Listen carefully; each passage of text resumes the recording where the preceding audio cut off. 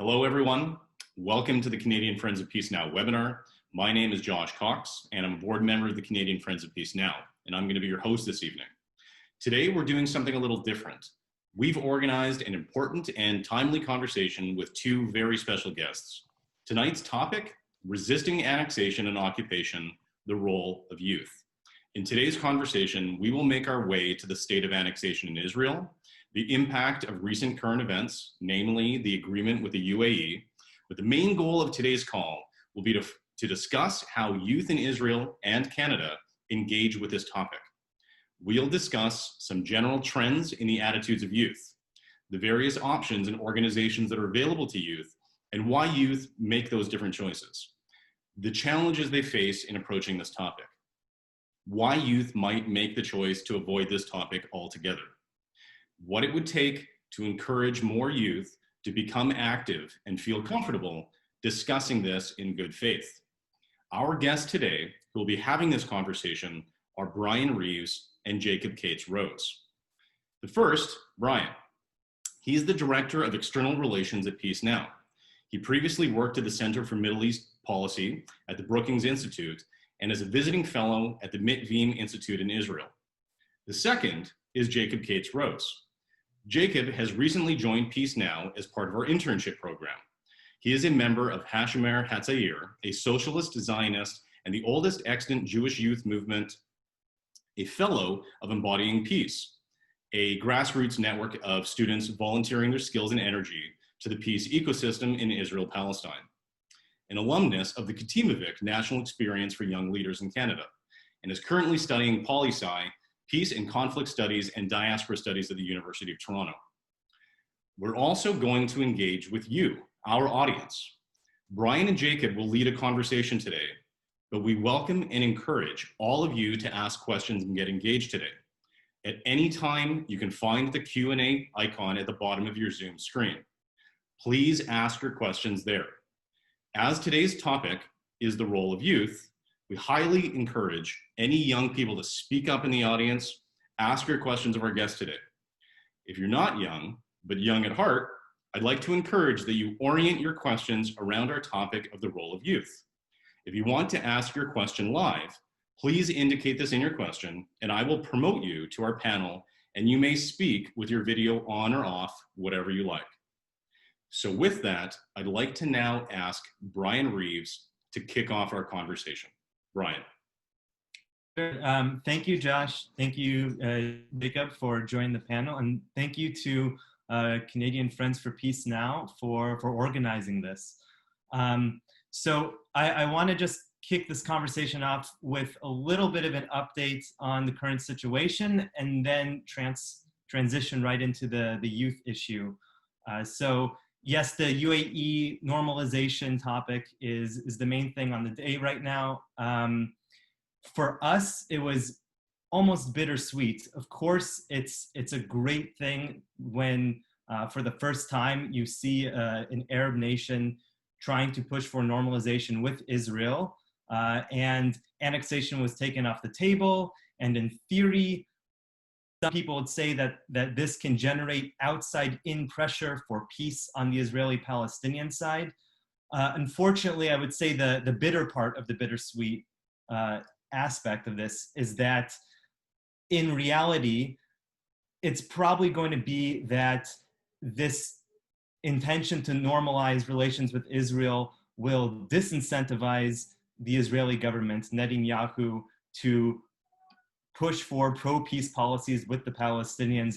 It almost makes it seem like, well, if you can make peace with Arab countries without any compromise on the Palestinian issue, then why compromise at all? As long as you don't take too brazen of actions like annexation, you can pretty much get away with everything. And that everything is the de facto annexation that Peace Now has been talking about for quite a while, which is settlement expansion, which is the largest obstacle, at least on the Israeli side, to this conflict, something that we feel very passionate about as Zionists, as people who want Israel to remain a Jewish and democratic state. This settlement enterprise is keeping peace from happening, and it's corrupting our society and our government.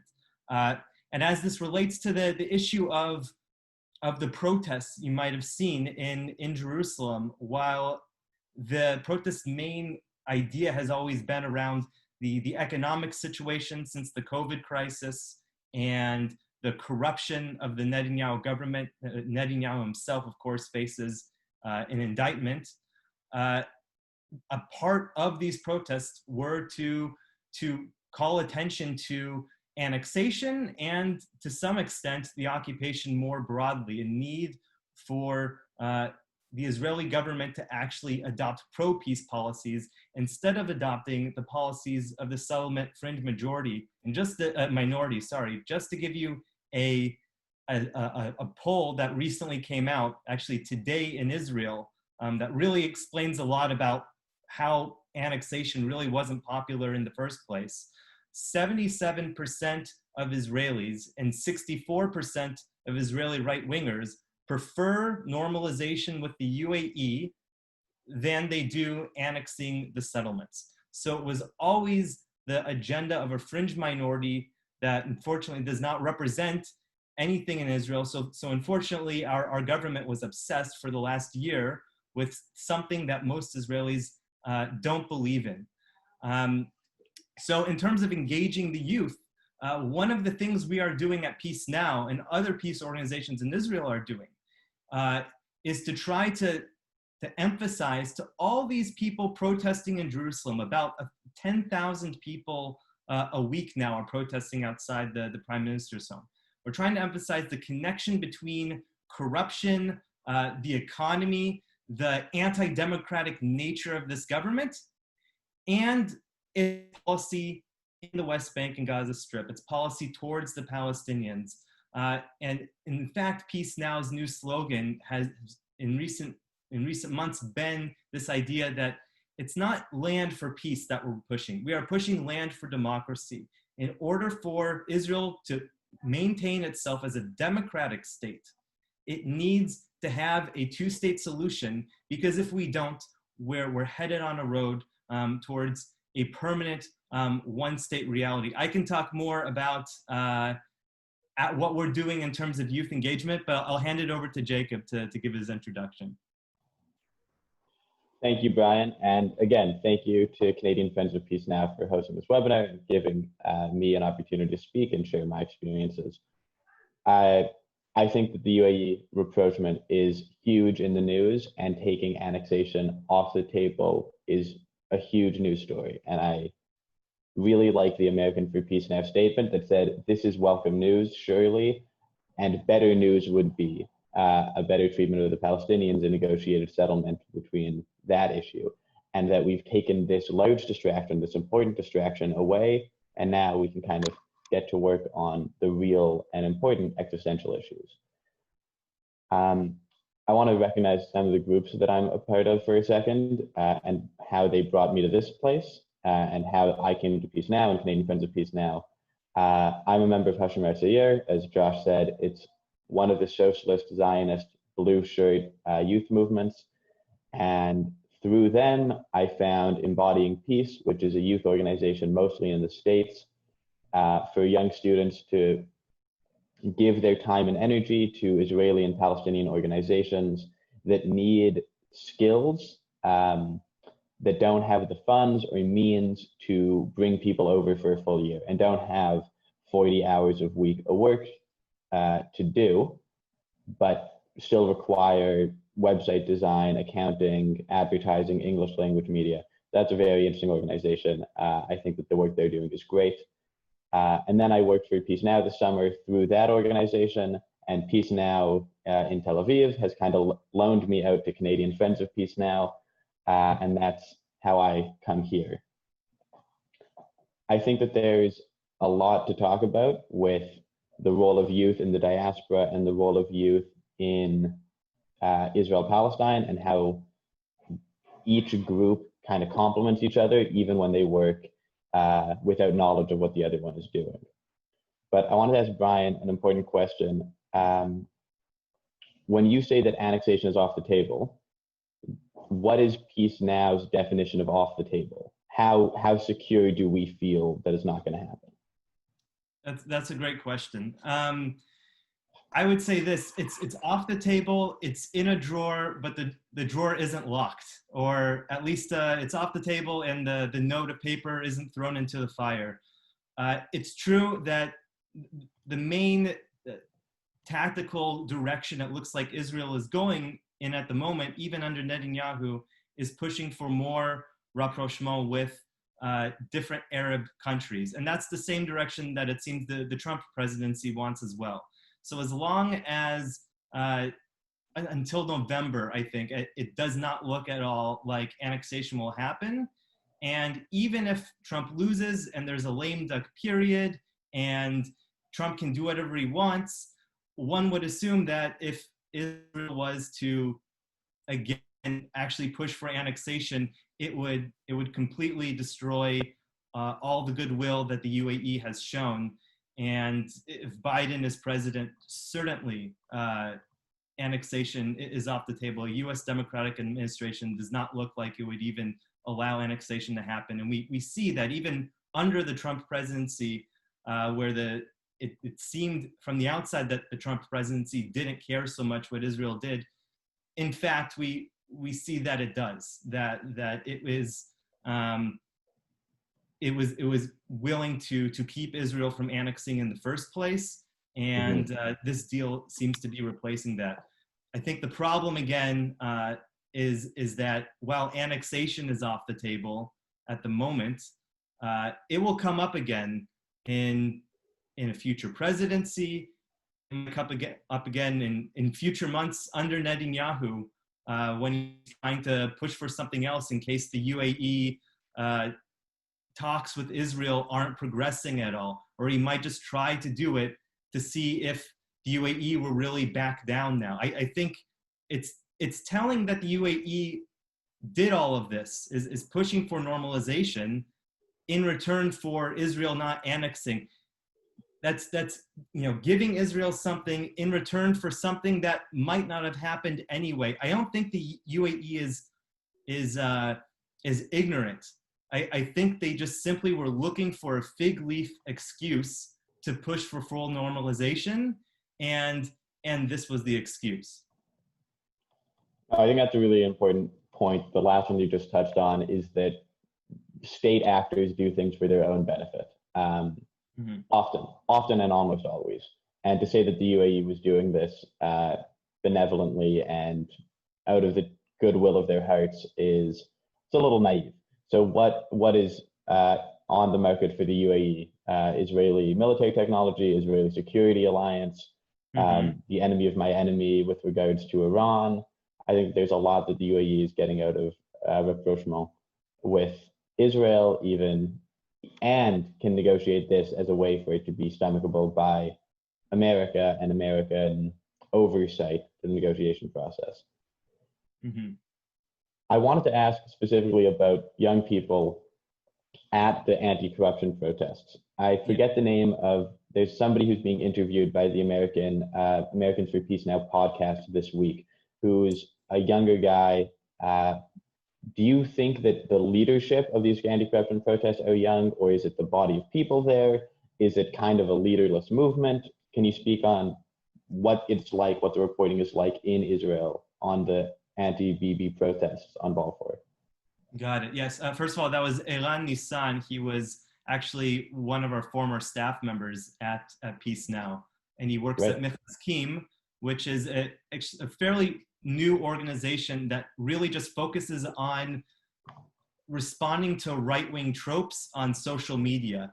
And it's so popular now that I think it has more Facebook followers than any other organization online except for Netanyahu himself. Anyway, you make a good point about how are these protests coalescing? And in fact, they are organic. And when I say that, I mean, it's not that us and other peace organizations, other organizations, including ones that have a lot more money than we do, it's not that we have all organized together to have these protests. These protests are primarily made of individuals who have come out, many of whom have really never come out to protests before. So in a way, if grassroots organizations are a bottom up, This is bottom up. I mean, it's as organic as it gets. And I think that's very telling. It shows you that it's very important as a peace movement such as ours that has been around for 40 years, that part of growing is learning to understand how to remain relevant and how to not be seen as sort of as an ossified organization. Think of startups and think of Apple. How does Apple maintain its competitive edge despite not being a startup by any means anymore? You just have to continue to innovate. So yeah, first of all, the protests, really there are a couple underlying themes, like I said. There is the economic side, the corruption side, the democracy side, but they are sporadic. It's simply that everyone knows the address to go to protest, and they go there. Tens of thousands are going there, and people are staying there. This is very crucial. They're staying there till 2 a.m. in the morning. So it's not just you go there to have a little fun. You're going there to ultimately cause a confrontation and create friction with the politics of the day. In terms of what we're doing, sorry, yes? Getting into good trouble, as like John Lewis would call it. Exactly, good trouble. I like that. So one of the things we're doing in order to harness this organic swelling of the protest movement is to actually integrate young leaders into our decision-making process when it comes to our campaigns. So a campaign for us is anything that is a series of social media posts plus something else, like a video or a public letter or a protest, right? And so our sort of method of creating campaigns used to be that, we would have staff, we would have the board, we would have some activists who are always active. And now what we've done is we've opened up new WhatsApp groups to people who are not necessarily involved all the time. And we're sort of crowdsourcing for ideas. And when we identify people as wanting to get more involved, we have them be more part of the internal process of putting a campaign together, even though they may lack some of the experience. And we're actually looking to formalize this in the coming year with actual budgets for training some of these young people in literacy in the conflict, so that they can actually give some better, more informed feedback for the sort of messaging and the types of activities that we're trying to do. I was speaking to Jacob. Can I jump in there so you guys can expand a little bit on something that Brian just said? Absolutely. One of the things that we want to talk about today is perhaps feeling uncomfortable that you simply don't know enough in order to even have a place in the conversation. I know that I personally have felt this at points in my life about this or any other topic, because you just kind of talked about providing literacy, right? To what extent would the two of you respond that not having all the details of all the history and kind of all the current events and everything prevents young people from getting involved in this topic? I think that talking about Israel-Palestine often requires such a nauseating degree of nuance and historical literacy and information, and the number of books that you can read on the subject of every decade of the conflict and every movement politically on both sides is like bookshelves and libraries devoted to the topic. But what I think is really important is that having a full accounting of the facts gives you a very strong defensive position, but you only really rely on that in a combative discussion. If you're having an additive, cooperative discussion where you're learning about the other side and defending your viewpoints, if you don't know the name of a prime minister or a minister of foreign affairs, or you don't know the year that a peace agreement took place or the city where it did, it's not nearly as crucial. So it's important, if you're going to be talking at a high level with people with whom you know you'll disagree and you're trying to win ideological territory, it is important to know the information, at least to a degree that you're comfortable with it and can call on it. But I personally prefer additive discussions to combative ones, especially when I'm trying to convince people or talk about Jewish, Israeli, Palestinian peace process history. And when somebody calls me out, when my understanding of history is incomplete or my timeline is incorrect, briefly you feel off balance, and you're a little bit unsure of how to make the next point. But I think it's important to recognize that that discomfort is also like opportunistic, right? If you realize that you don't know what changed with the Oslo peace process, right? Like what changed between 94 and 96, that's a huge opportunity to like deepen and round out your understanding of history. It sucks when you're told that you don't know something that you thought you did, but often when you're told you don't know something that you thought you knew, the person who's correcting you needs some correction themselves, but is doing it in your best interest. I think that that's like just a paradigm way of thinking about being corrected and not understanding history, not having the fullest view. It's not reasonable to expect people to read, you know, the complete works of Benny Morris before they talk about the Oslo Accords. You have to meet people with a reasonable degree of clarity and a reasonable degree of understanding. Yeah, I'll say this. One of my favorite things about my job until Corona hit and we don't do it anymore is in-person tours with youth from North America. So because I'm the English speaker for Peace Now, I often get to, I used to get to lead the tours for youth to the West Bank settlements, sort of giving a tour of the West Bank settlements and then to talk about the political issues and our positions.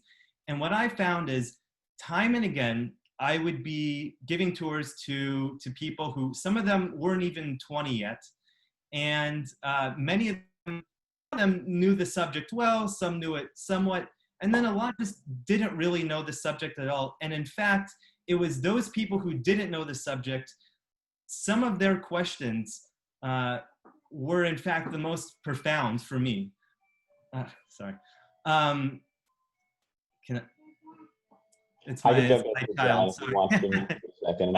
And I just wanted to say, yeah, so if you think that you know, you might have stupid questions or that your voice doesn't matter until you're well informed on the issue, it's just not the case. The fact is that I have so often gone home and just grappled with a question that somebody's had because in fact I found that, you know, after studying this conflict for forever, that I've formed my own assumptions and my own blind spots that other people can point out.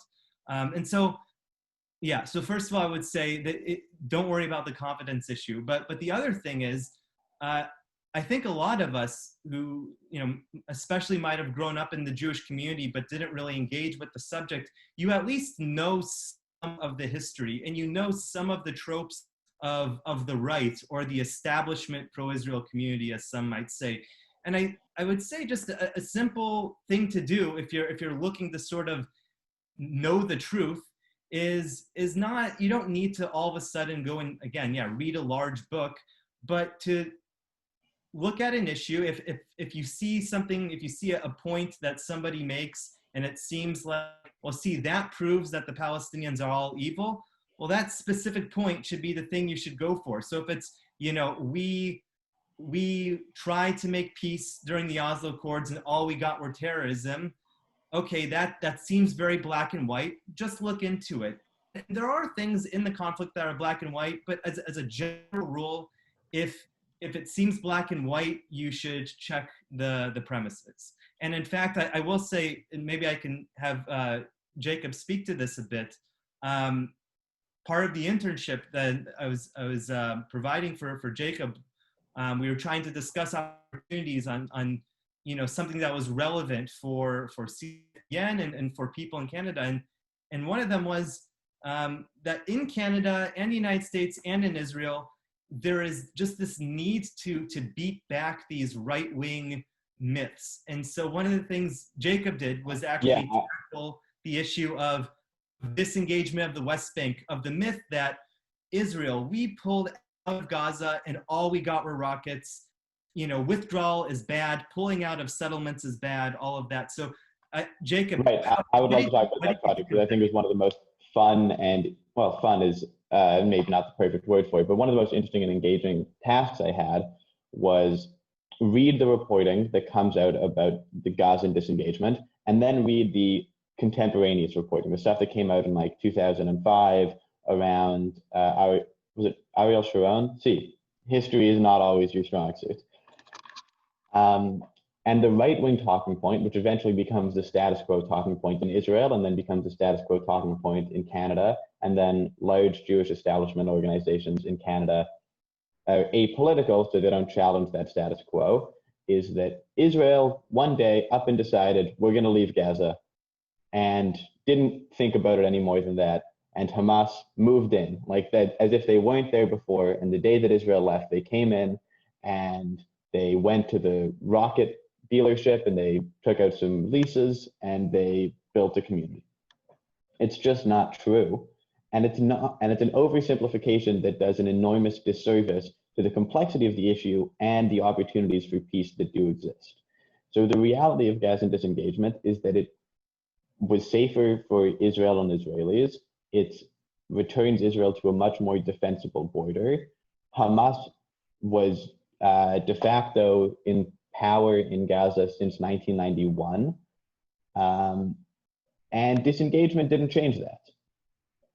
But the narrative control has been lost to the right, and after it's been conquered by the right, the narrative is supported by these organizations that claim to be apolitical. In reality, Gazan disengagement was a good thing for Israel economically, security-wise, democratically, and part of the Gazan disengagement agreement was that 4 or 5 settlements north of Jenin were pulled out and also evacuated. That would be in the occupied West Bank in the Palestinian territories. And that had a massive effect in calming down the Jenin area, which was a huge source of terror attack recruitment during the Second Intifada. Removing the IDF and removing the settlers from that part of the occupied Palestinian territories changed the dynamic of that region of the occupied Palestinian territories. Those are the parts of Israeli history that we can call on to advocate for peace.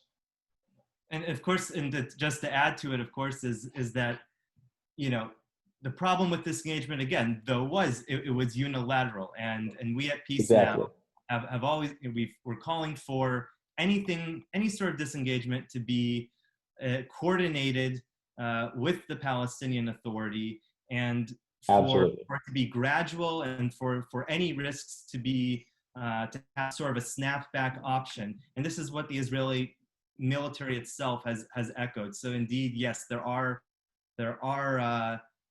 plans to withdraw from the West Bank in a coordinated fashion if negotiations are progressing. And yeah, so the disengagement, while it wasn't good in that sense, that it wasn't it wasn't bilateral. It wasn't handled properly, but it had good outcomes. And if we learn from the mistakes we made in 2005 and apply them in 2021, we could learn and apply and benefit from those lessons, as long as those lessons are not forgotten or glossed over by kind of the ideological control of the right wing. I wanted to jump back for 1 minute and then we can move ahead. When we were talking about the Netanyahu protests, I was interviewing 2 weeks ago a young woman named Rotem Ben Asher, who receives as an Emil Grunswig Fellow, this fellowship that Peace Now and Canadian Friends of Peace Now has for young activists in Israel who are in university in Israel to do peace work and activism on campus. And she said that for almost all of her friends, they've come to the anti-Netanyahu protests on Balfour, and it's some of their first protests because people all across the political spectrum are united in anti-BBism. She says like her boyfriend votes for Victor Lieberman, who is not her politics and not mine either.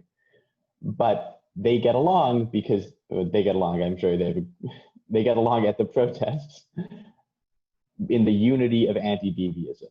And Rotem was telling me that the struggle of taking people who are united by anti-BBism is shifting the focus of that lens from we all get along politically because we're opposed to corruption, we're opposed to BB, to unifying that message with we're opposed to the occupation and the inhumane treatment of the Palestinians, and we're opposed to annexation. It's coalescing and compacting those topics so that instead of being united only around the polarizing figure of Netanyahu, that you actually have real political change that sticks around when there isn't a protest outside the prime minister's residence. Yeah. Again, you know, it is difficult to make this jump from seeing what's wrong with the Netanyahu government to actually being part of the peace camp, which means to oppose really the settlement agenda itself, which is for many people a big jump. But we have seen that with these protests, which is not just left-wingers at these protests, people are finding that when the government is dismissing these protesters as Bolsheviks and high on drugs, as Sarah Netanyahu said the other day, all of a sudden people are going, wait a second, they're talking about me. This isn't just, you know, some radical left-wing group, it's me. Or if it's somebody's parent, you know, if you're the parents of a kid who is protesting, you're also, you feel this personal element to it. So there is a change here. It's an opening for something that will take time. It will not be, you can't turn people into caring, who've been apathetic about this conflict for so long, into being, you know, fervent supporters of the two-state vision and opposing settlements. I would characterize Israeli society, it took me a while really to understand this, the idea of apathy. Why are people so apathetic? Even if they, again, 77% would support normalization with a periphery state like the UAE rather than annexing the settlements. So clearly people aren't on board with the settlements, but they're apathetic. And what someone explained to me once, which I think is very pertinent, is that in Israeli society, there is this idea of active pacifism. You're not just passive on the conflict and apathetic, you're actively trying not to care. And if that's true of Israeli society, for the younger generation, the story there is we don't even have the tools to care. So the lack of literacy on the conflict is so much that, you know, basic questions like, what is the Green Line? Where is the Green Line? What is the West Bank? What is a settlement? For many people, they don't know where it is. I'll tell you this, I know a lot of very smart people, college-educated people who can't even locate the United Arab Emirates on the map. So if we're trying to get them to go out of their comfort zone and to say that here's something that your own country is doing that is wrong, that is harming peace, while you're in the middle of a conflict and everyone has a conflict mentality here, that's a huge jump. So it's definitely a hard thing to do. But again, when you are being taxed by the government as a Bolshevik, I think that's an opportunity for people to start making the switch into getting woke, as I guess we say. Right, and just to jump off that, I think that one of the points that Rotem made to me is that it's really hard to protest a long-term thing like the peace in support of a long-term thing like the peace process when the cost of living is so high and rent is so high and jobs are so hard to come by. And the kind of week-to-week struggles surpass the year-to-year struggles in the mindset of a lot of young people who otherwise would want to be involved. But he said something really interesting to me. I said, what is the success that you've had in radicalizing, bringing to the left people from the center and even from the center right? So she's talked about how she did a West Bank tour to visit settlements with a bunch of people that she knew that were Kahol Lavan supporters, not like Kahol Lavan voters because they didn't like Bibi, but canvassed for blue and white, for Benny Gantz. She said, and I showed them the West Bank, and I showed them like the unequal access to infrastructure between Palestinians and Israelis in the settlements, and it didn't really move them. But what moved them is they saw that in the settlements, the community centers and the soccer fields and the air conditioning units in the schools were beautiful, and they all worked because the government is invested in funding the settlements to be comfortable and be well resourced, and the streets were paved beautifully. And then when we went home to our neighborhood, there were potholes everywhere. None of the AC in the public buildings worked. The buses didn't come on time, and it pissed them off.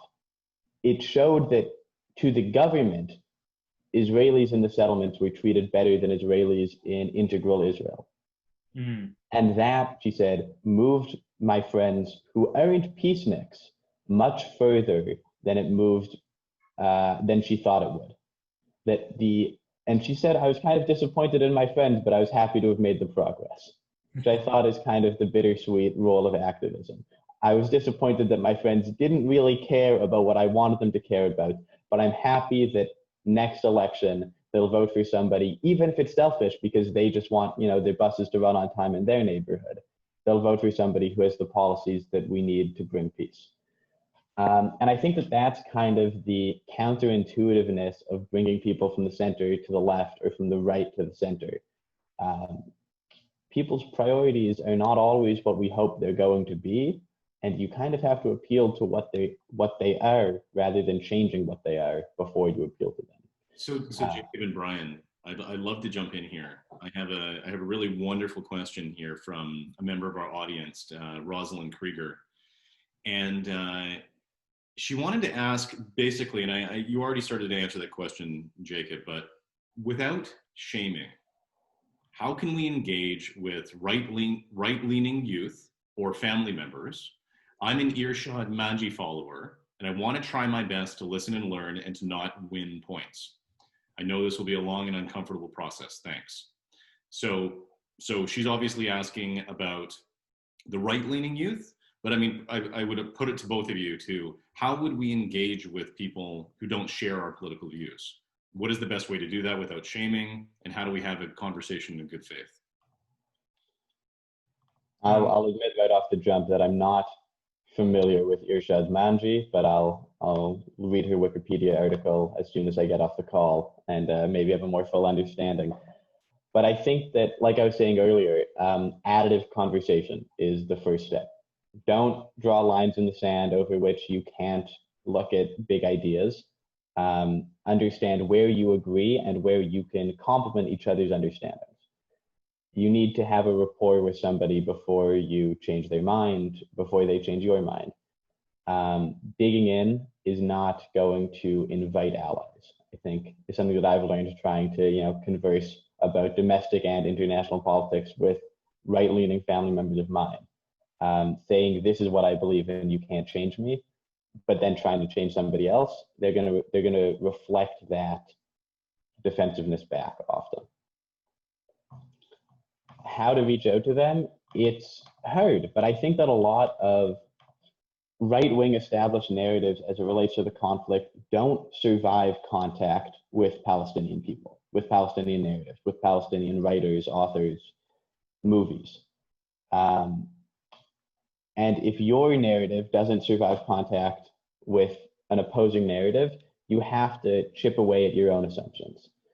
If you can convince somebody to watch the documentary Gaza, I think it's from 2017, that's going to change their mind, at least somewhat, and will move them a little bit.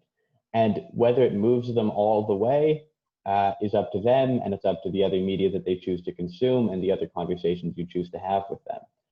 But it's about engaging people with something that challenges them and kind of opens their eyes and their minds and their ears to more challenging things in the future. I find aiming for something that's going to challenge somebody without really making them shut down takes some nuance and takes some finesse. But if you can pick the right idea or right way of communicating the idea, it makes a big difference. Mm-hmm. Yeah, I just wanted to add to that last point about communication. I'll say this. I have found that whether it comes to Israel or it comes to anything in my life that I've found to be left-leaning, that there's an asymmetry where it takes a lot more to explain our points of view than it takes the other side to explain, their points of view. And certainly, if we talk about how many of us were raised to think about Israel, there is a certain amount of right-wing tropes, just like there are in Palestinian society. When it comes to a narrative, a really easy narrative, it's really easy to just fire away at your points of view. And for us in the peace camp, adopting this sort of middle ground between being pro-Israel but being very critical of this government for not being pro-peace, it's very hard to articulate that very succinctly. So there's a couple things. One, it's always important, I find, to just do your homework and think about how to explain things very, very simply to people. So yes, it means you have to probably do a lot more research and to be a lot more, aware of the issues than the other side if you're going to have an argument. But then also that you need to be able to sort of distill it in a simple fashion. And the other thing, and I know that some people might consider this selling out, is to try to speak from a standard establishment way of talking about Israel, really lay on how much you care about Israel. And it's a tactic, but I think it's more than that. It's making sure to ground yourself and not to lose sight for why it is that you are so impassioned about Israel in the first place. What drew you to this place? What drew you to wanting to have peace? And I think sometimes when we see sort of the ugly side of the occupation, and we see how much that the establishment doesn't know, we sort of just want to go off on a wild diatribe against, and it doesn't work that way. You always want to start very quietly, very softly, because at the end of the day, that's how that's how people are going to change their minds. They won't change their minds if you give them a radically different point of view. They will if you help guide them that way and you stay positive. And I would actually recommend this in anything in life, but certainly when it comes to Israel, which where passions really fly so high. Right. I just want to say one quick thing. The asymmetry doesn't end there. The asymmetry is also, it's really easy to tell a lie, and it's really, really hard to convince somebody that what they believe is wrong. And it's also really hard to convince somebody that they're lying when they don't know that they're lying. You can tell somebody what you believe to be true, and often it's incorrect, and it is very hard to convince them that it's not. I am kind of in the middle of two worlds where in a lot of Jewish spaces, I am like a radical leftist who hates Israel. And when I'm on campus Jewish communities, and in left-wing Jewish spaces that I inhabit, I am like a conservative right-wing nut job, which is a bit of like a lonely paradox. But I find that it's worthwhile to challenge the opinions of both sides and kind of ensure that both people are being as honest as possible over what they know to be true and what they assume to be true because they've been told that.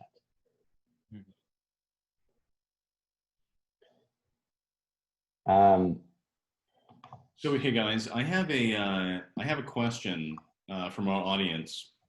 There's a gentleman, Mohammed Al-Rub, and he wants us to shift the conversation a little bit. And he says, okay guys, what about the occupation? Is it going to be talked about? It's important to make peace with the UAE, or is it really more important to end the occupation? Second, will you explain how a Jewish state comes about even with democracy? Third, the role of youth, and you're talking about a place where half the people who live in it are Palestinian or non-Jewish. Do you think it's right to continue this conversation without a Palestinian present or voice, or at least hear what they want to say? Jacob, I appreciate your language. It's important to change the language to change our behavior. When you keep saying Israel-Palestine, that's wonderful. Brian, when you do tours of the West Bank settlements, is this supporting a two-state solution or encouraging settlement expansion? So there's a couple different questions baked into that, and I can revisit those if you like. I can go back to some of those. Who wants to kind of take that first? I think that we're going to have similar but not identical answers. So maybe we can jump in and interrupt me when we disagree.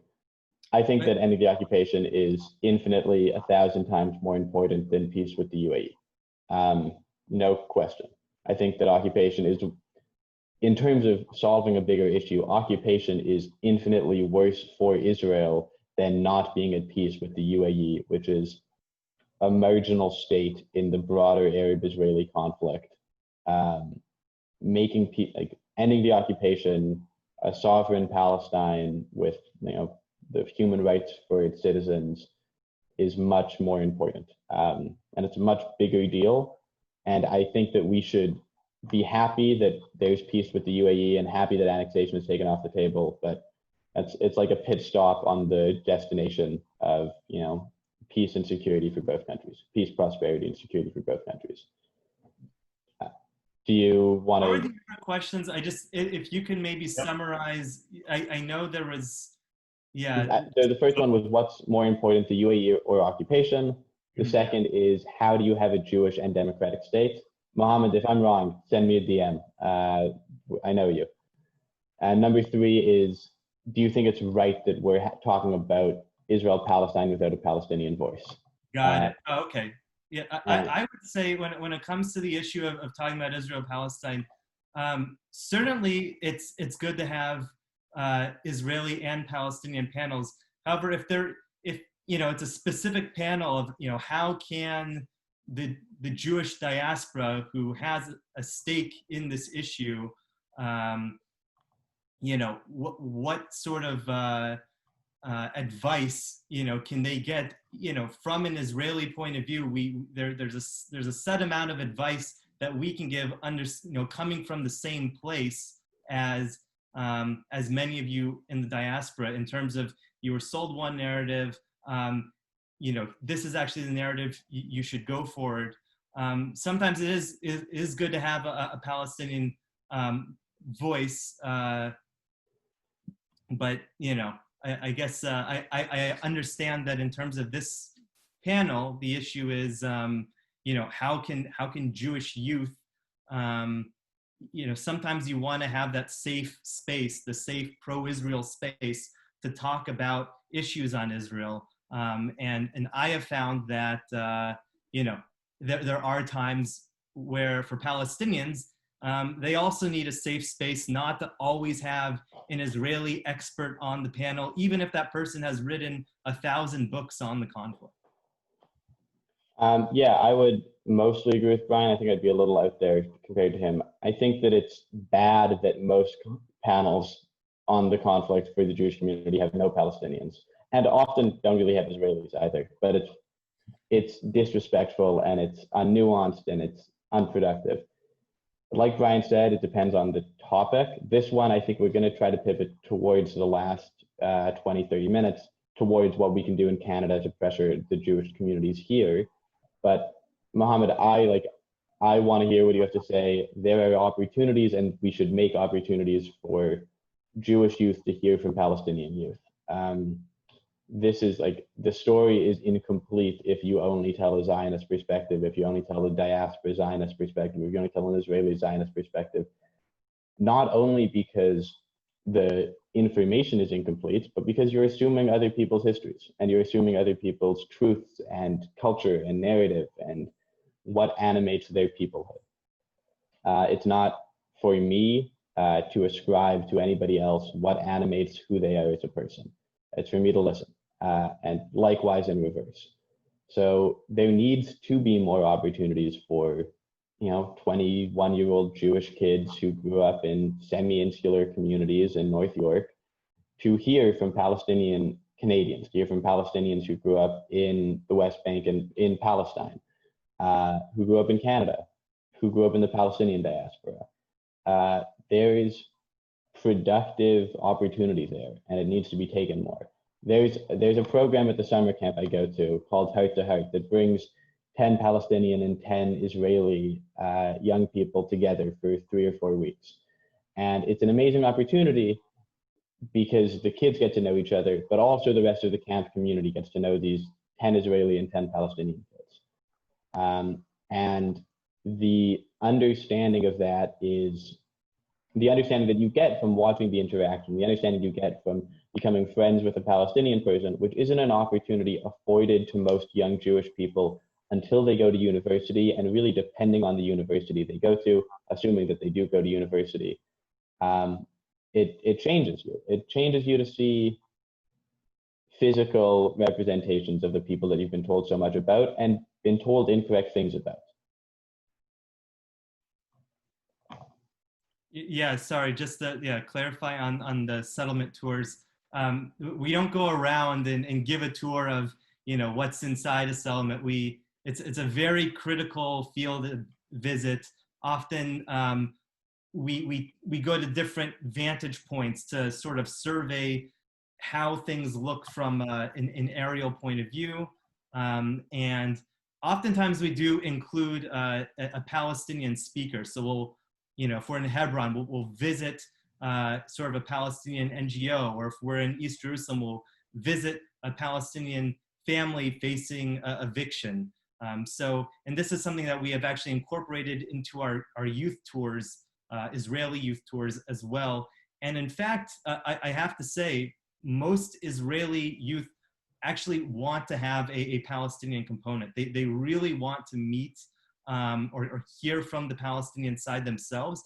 I think that's two things. Some people are curious and they feel like they've been lied to because they haven't actually met Palestinians. And then there's others who actually might, hold very conservative viewpoints, and they don't want to hear what a left-wing Israeli says.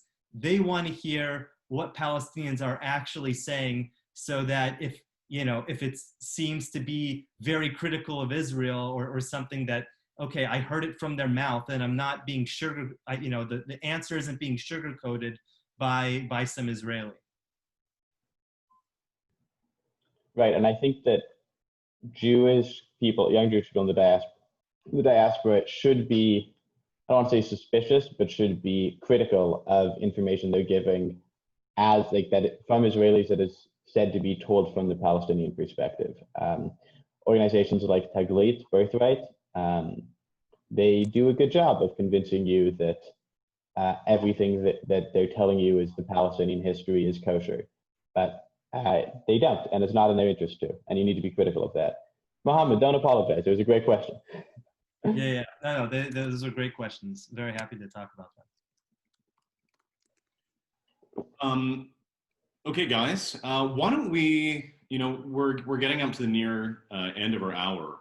Why don't we spend a little bit of time talking about getting people engaged, getting people to become more active.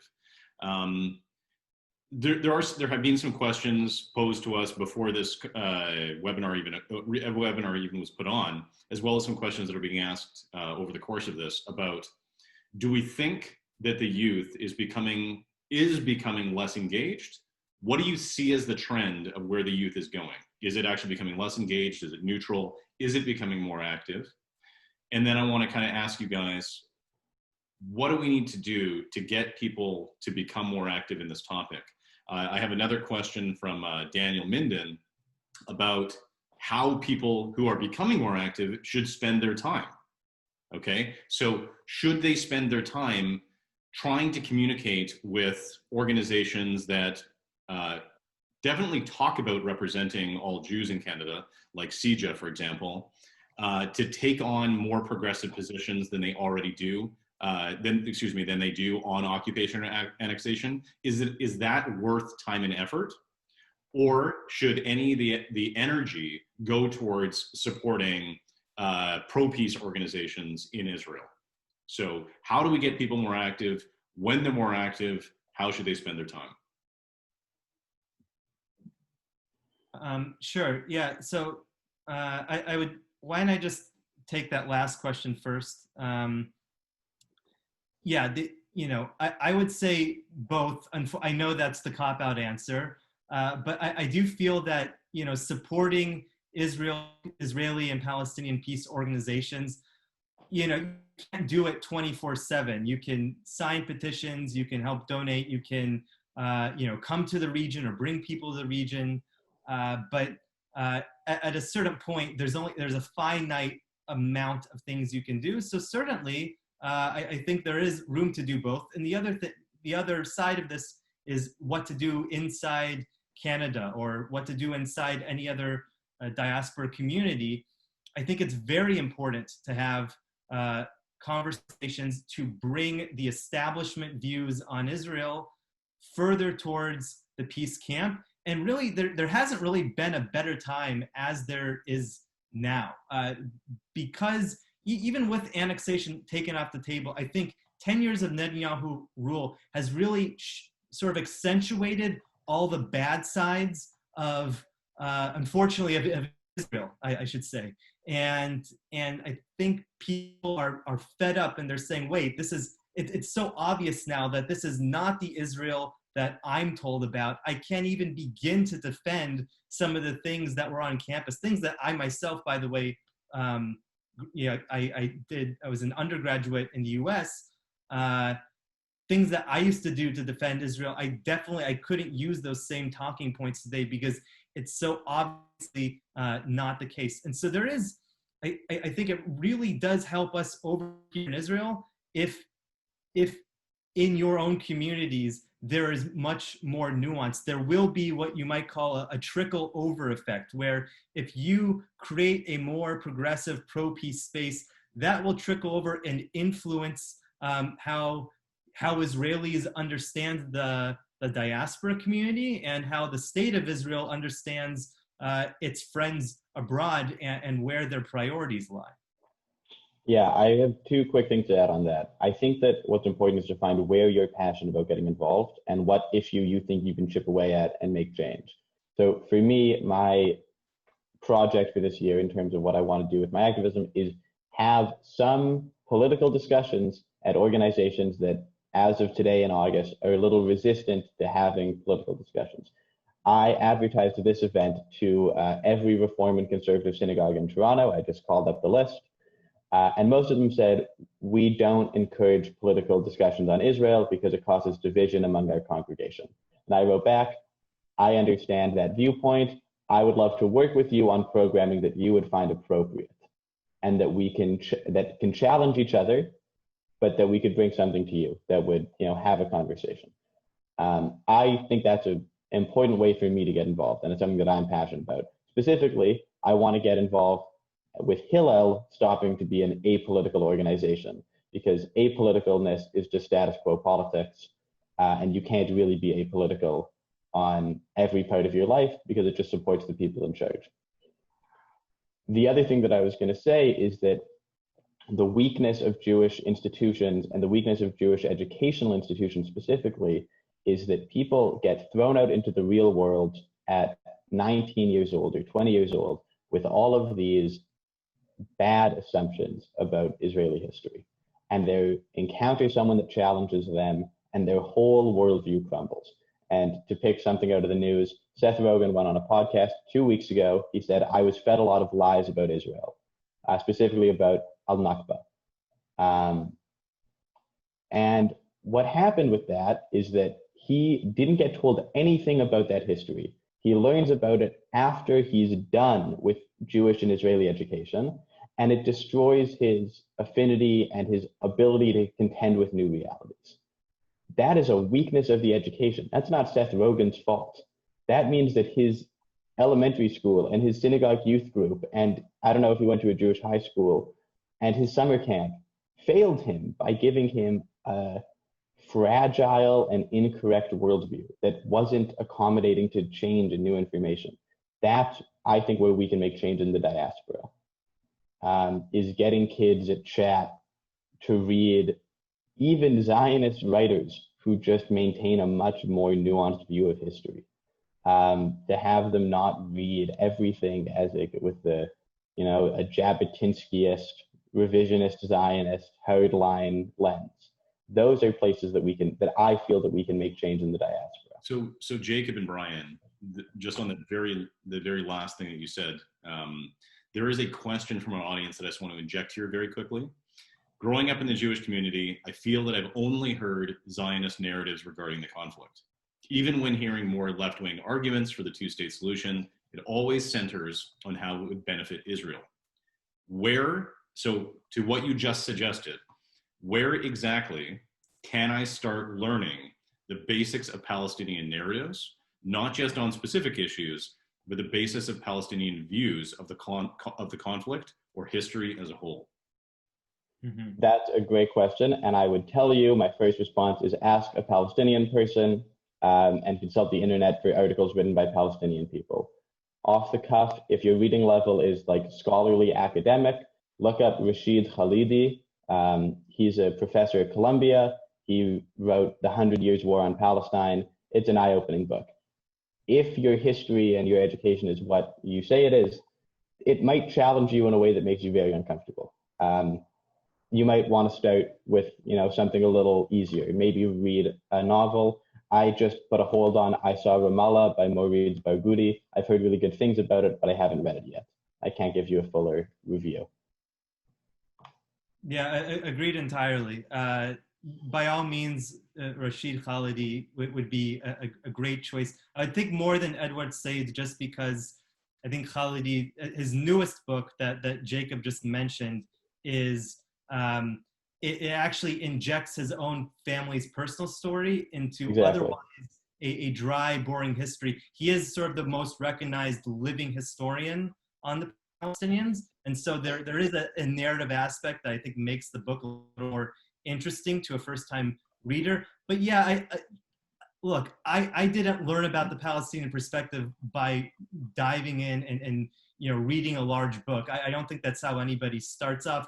By all means, just go on YouTube, watch a Palestinian documentary. You can watch one that includes both Israeli and Palestinian narratives, which I think also give you different angles. But by all means, yeah, jump into the deep end. I think that's the point. Is you're going to come out a little bit disoriented at first, but at the end of the day, just like anything in life, you really have to almost put yourself in an uncomfortable position in order to emerge with just a better enlightened understanding of the issue. Yeah, I just want to echo it. And if reading isn't your thing, there's all kinds of media that you can consume. And I think that reading gives like a very historicized perspective. You can watch a movie and it was produced in a year and it's a much more contemporary view of events. The Law in These Parts is on my list. I haven't seen it yet. Gaza is a great film, but really these answers should be coming from Palestinian people especially. Okay, Brian and Jacob, thank you for that advice on media to go and consume. We're a little bit past our hour now, so I just want to give you each an opportunity to provide us with a final statement for today's webinar. So I don't know who wants to go first, Brian or Jacob? I'll jump in. I think that there's like a lot of fear about declaring yourself a Zionist or being an anti-Zionist or defining your Zionism among progressive Jews in the diaspora. And in an academic sense, you can't change the definition of a word. But in a personal sense, you're more than welcome to. Language is prescriptive. You can choose to do with it what you want. So for me, fighting the occupation, fighting the Israeli government's mistreatment of Palestinians is Zionist activism. It's not Zionist activism in the way that Zionist activism speaks to my friends and colleagues further to the right, but I think that there's a lot of sensitivity about that word in our spaces, in Jewish spaces, especially in the diaspora, and you can embrace that discomfort and embrace that fear and awkwardness around saying, I am or I am not. And once you kind of jump into that water, it allows you to hold hands and work with people who you might disagree with and find a lot of constructive ground with. For me, I identify as a Zionist. I'm pretty stubborn about that, but it doesn't prevent me from shaking hands and trying to work with people who are not. And I think that that's a paradigm that we can move, and you can try to move yourself in a personal direction. Yeah, I just want to say, if you're on this webinar, you're already, engaged. I have to say, I'm just impressed that people can actually, be interested in the subject, especially if you're coming from sort of a Jewish pro-Israel point of view, and you see how utterly intransigent our government here in Israel is. It's very easy to be apathetic. So I applaud you for actually being able to, remain engaged in the subject. And I would say for everybody, if you want to understand more of the position of peace now, and also the positions just of, what is it in Israel that is preventing peace? Again, from the Israeli point of view, or the Israeli side, what is it that we can do to sort of get the ball rolling on the Israeli side? I really encourage you to look further into the settlement issue, even if you know about it somewhat. You can visit our website. It's just peacenow.org/en.